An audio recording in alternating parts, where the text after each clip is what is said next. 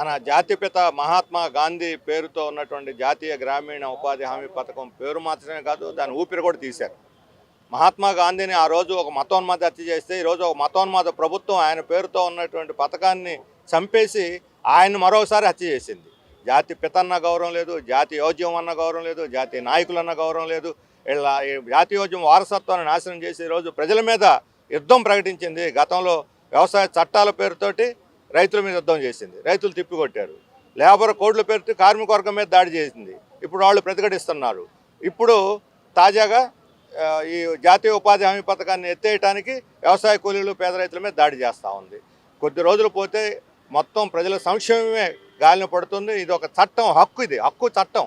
ఈ చట్టాన్ని తప్పనిసరిగా అమలు చేయాలి. దాన్ని మార్చేసి దీన్ని ఒక పథకం కింద చేసి డబ్బులు ఉంటే చేస్తాం లేకపోతే లేదు, అది కూడా రాష్ట్ర ప్రభుత్వాలు చేస్తే కేంద్రానికి ఏం బాధ్యత లేదు అని చెప్పి తప్పుకోవటం చాలా దుర్మార్గమైనటువంటిది.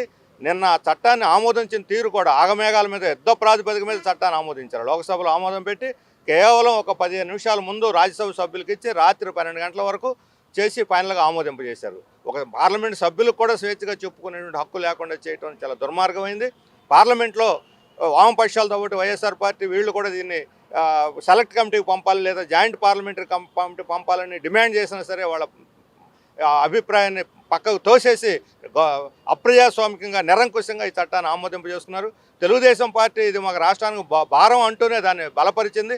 రేపు పొద్దున 3,800 కోట్లు మన రాష్ట్రం మీద పడుతుంది. ఇప్పటికే అప్పులు పాలైన రాష్ట్రం ఇప్పుడు ఆ అప్పులు తేక ఇప్పుడు దీన్ని మూలన పెట్టే అవకాశం ఉంది. అందుకని చంద్రబాబు నాయుడు గారు దీని మీద స్పందించాలి.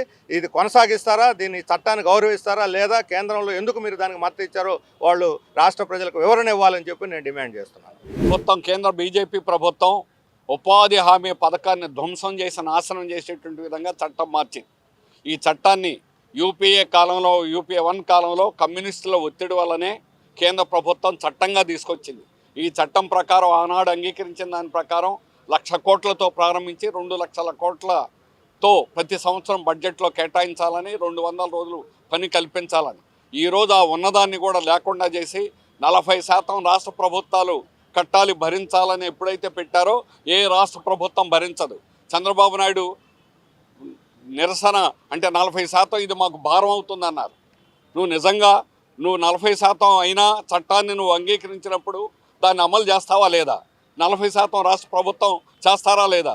ఎవడూ చేయరు. ఆ విధంగా దీన్ని ధ్వంసం చేయడం అనేది లేబర్ కాంపనెంట్ అనే దాన్ని తగ్గించడం, భూస్వాముల కూలీ అనేటువంటిది వాళ్ళు ఇవ్వకుండా ఈ కూలీ ద్వారానే దాన్ని సరిపెట్టేటువంటి విధంగా చేయడం వల్ల ఈ పథకం అనేటువంటిది భూస్థాపితం చేయడమే బీజేపీ యొక్క కుట్ర. దీనివల్ల వ్యవసాయ కార్మికులు మరణ మృదంగం అనేటువంటి మోగుతుంది.